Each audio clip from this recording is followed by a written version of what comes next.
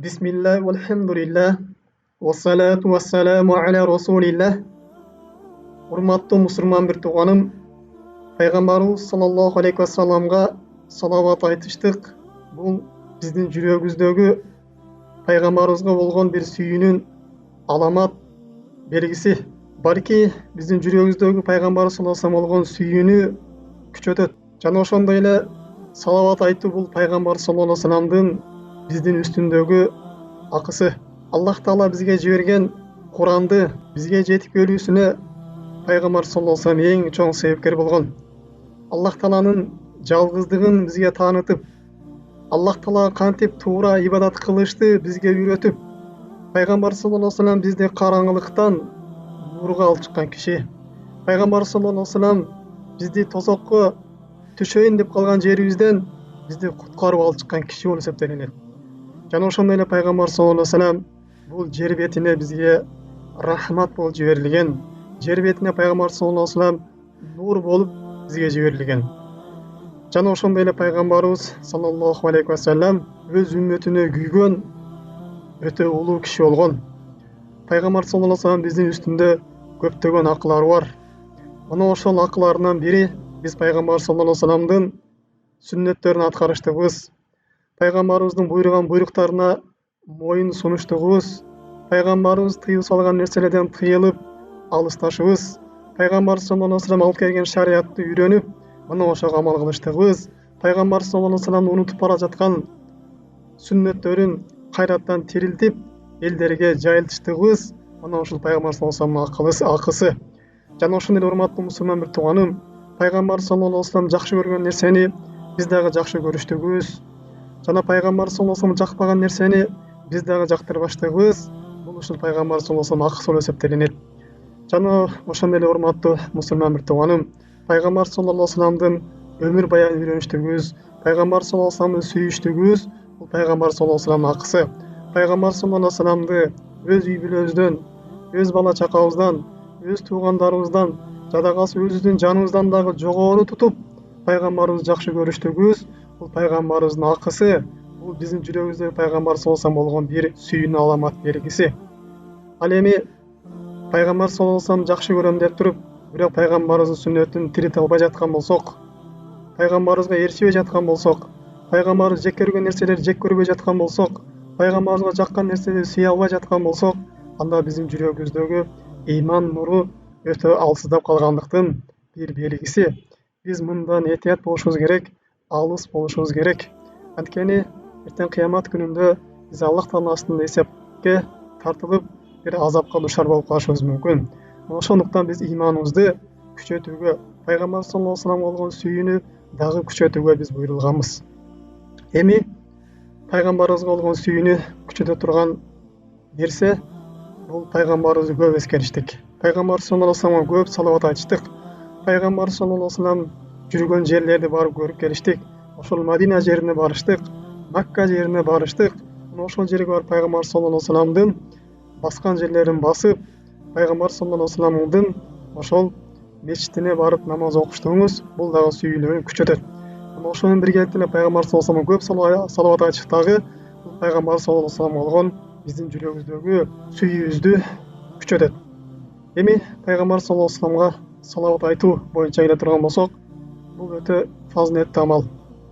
Пайгамбар саллаллаху алейхи вассаламга салават айткандарга өтө улуу жаза, сыйлык, белектер берилет. Бул тууралуу пайгамбар саллаллаху алейхи вассалам келет.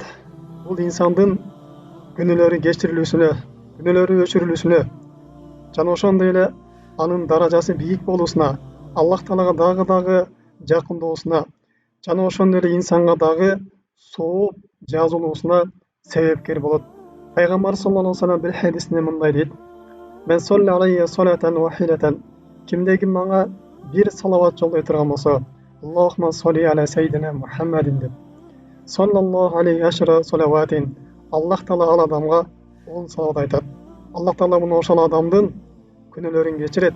Аллах Таала мына ошол адамдын өз ырайымын алат. Аллах Таала мына ошол адамдын жашоосуна береке берет дейт.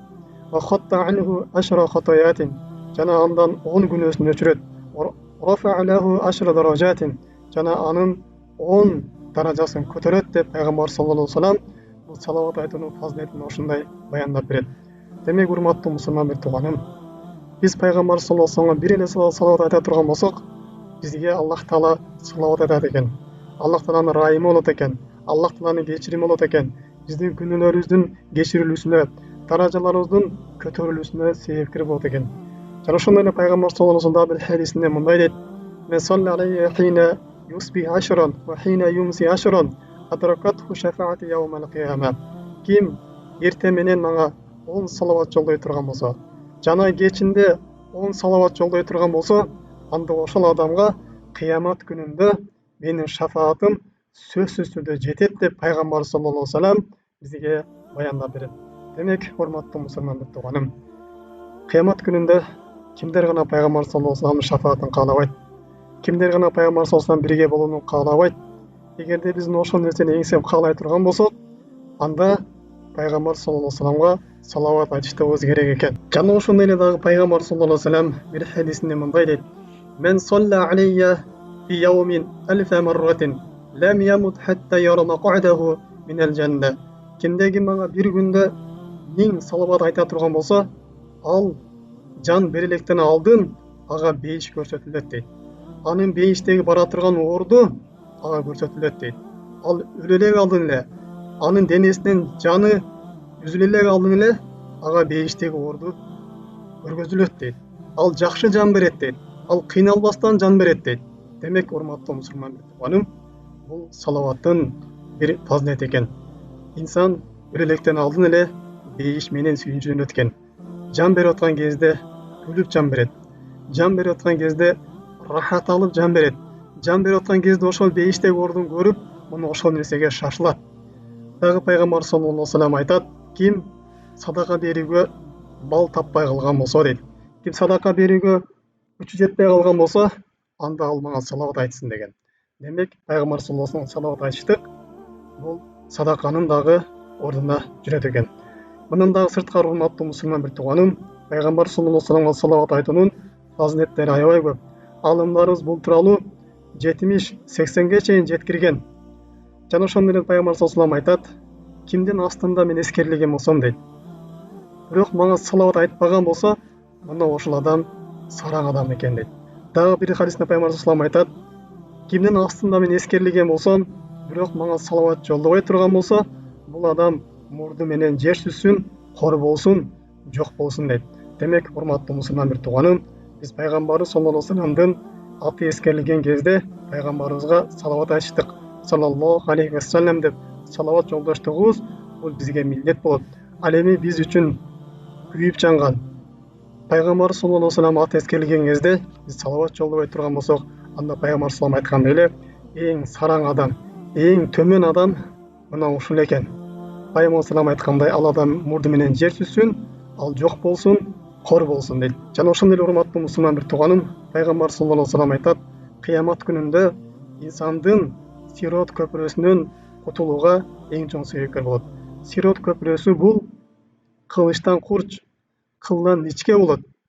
Бул жерге келгенде мунафыктар, фасыктар Сирот көпүрөсүн өтө албай тозокко кулап түшүшөт. Мына ошол жерде дейт пайгамбар саллаллаху алейхи вассалам айтат: "Бир киши келип, ал жерден өтө албай кээде жөрмөлөйт, кээде ошол жерге асылып калат" дейт. Ушинтип кыйналып аткан кезинде мага айткан салаваттар келип, мына ошол адамды кыл көпүрөдөн куткарып өткөрүп коет дейт. Демек, урматтуу мусулман бір туганым, биз пайгамбарыбыз саллаллаху алейхи вассаламга салават айткандан аянбайлы. Тилибиз ар дайым зикирде болсун, тилибиз истихфарда болсун, тилибиз салаватта болсун. Биз күнүнө пайгамбар саллаллаху алейхи вассаламга кеминде 1000 салават айтышыбыз керек. Кеминде эле. Мындан дагы көрө айта турган болсок, мына ошончолук биз фазилеттерге ээ болобуз. Мына ушуну менен, урматтуу мусулман бір туганым, сабагыбызды жыйынтыктайбыз. Субханака Аллахумма бихамдик, ашхаду ан ла илаха илля анта, ва астагфирука ва атубу илейк.